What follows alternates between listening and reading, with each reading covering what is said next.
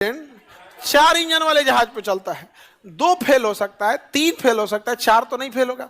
और प्रधानमंत्री का जहाज है, उसको कौन ना दिन भर ऊपर नीचे करना है कि 4 इंजन है तो ज्यादा फ्यूल खींचता है।